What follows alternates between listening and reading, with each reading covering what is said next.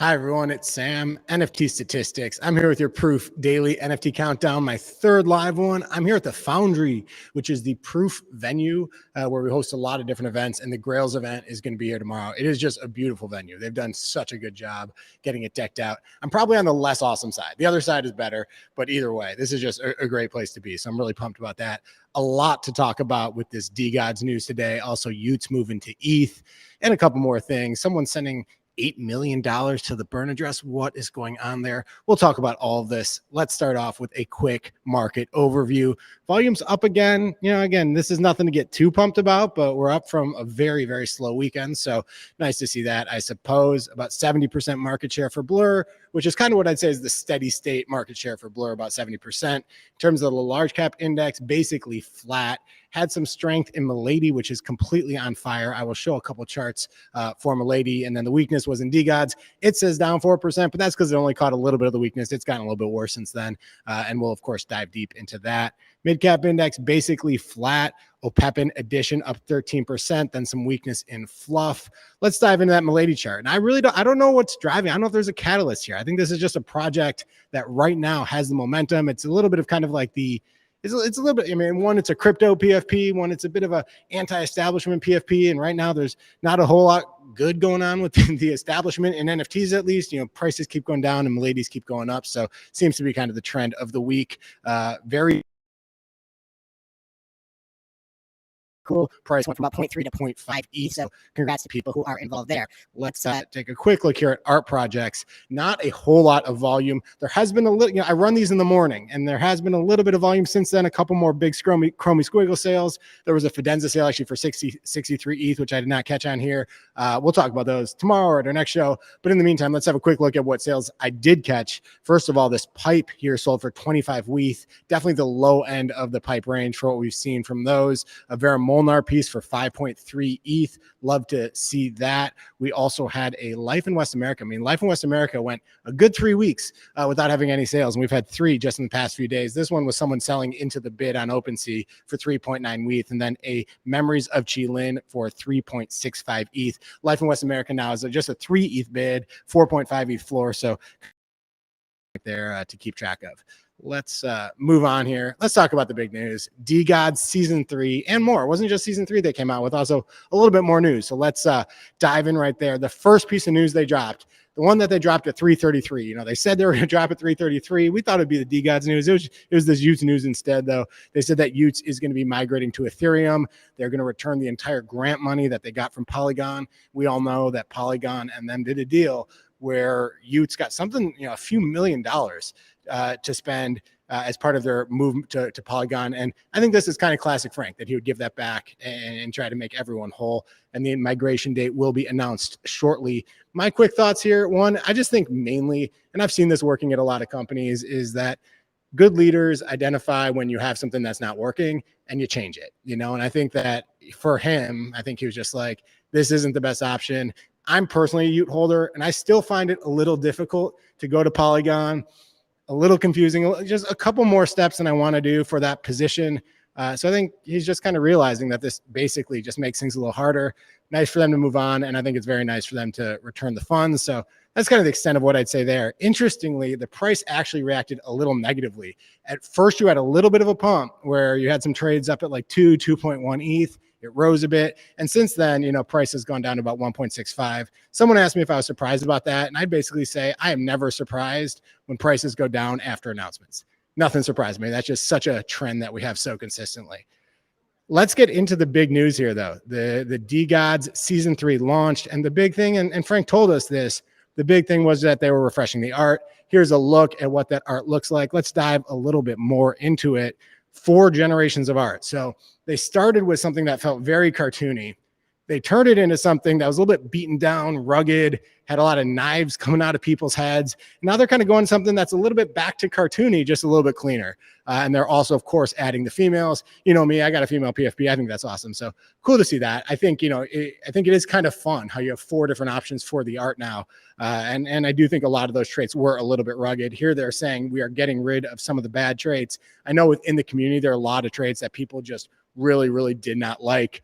Like for me, what stands out is so many of the traits had knives or bottles or swords that are coming out of your head. Think about a knife in my head, it kind of took a lot of the traits basically out of possibility for me. And I think that a lot of what they're trying to do was remove that.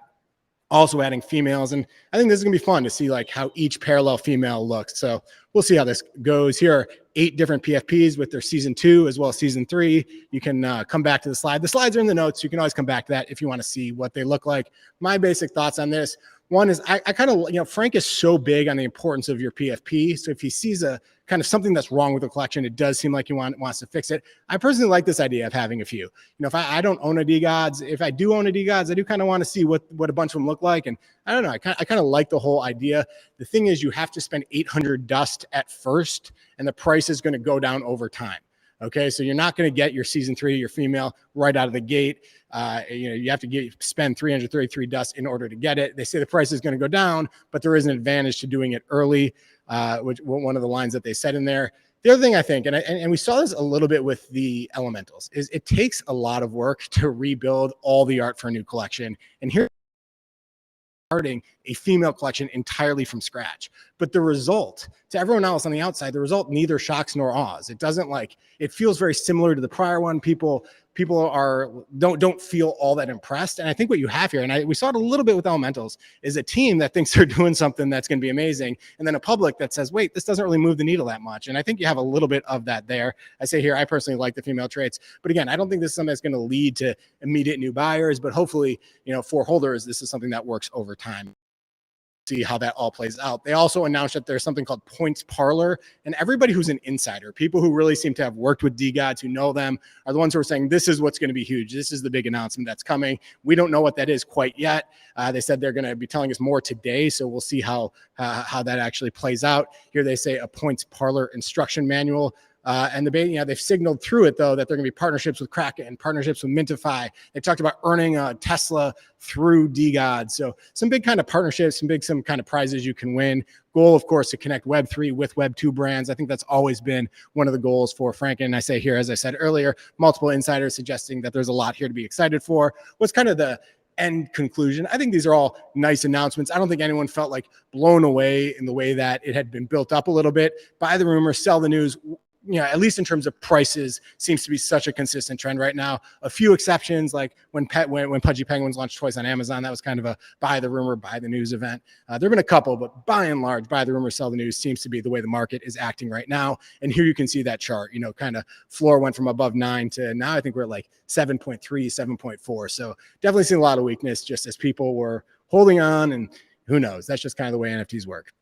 Third thing to talk about, DeeKay launches on base. They launched an open edition. He did it with Cozomo de Medici. Here's the tweet from Cozomo announcing it, basically saying the secret is out. They're launching their first ever NFT, the first ever artwork to go on base. They're launching it with Coinbase. It's happening right now as we speak. It's been out there for a couple hours. And I thought this was kind of interesting. Cozomo saying, let's onboard our normie friends by sharing the mint or grabbing them a gift. So kind of putting this at a price point that people can afford. Here's DeeKay talking about it. Here's the art, just a still of it, basically using Cozomo's PFP, his CryptoPunk in the running around in front of the Fed, going to the top and planting a Bitcoin flag up there. Really quite cool art. The mint price was 0.01 ETH, and you have a 24-hour mint. So there's about 20 hours left to mint this if you want to get this open edition. Cozomo's also hinted at rewards for people who own a lot, kind of more the gamification metrics, and we'll see how that goes over time. One of these quotes from Coinbase I thought was pretty cool. What are the odds of you being alive at the birth of a major art movement? Close to zero. Really kind of saying something huge about what we are all up to in this NFT movement. So far, you've had, just in the ETH version, there's an ETH and a Bitcoin version. Just in the ETH version, you've already had 12,500 that have minted. That's just about $250,000 that has already been raised. And we're just a few hours into it.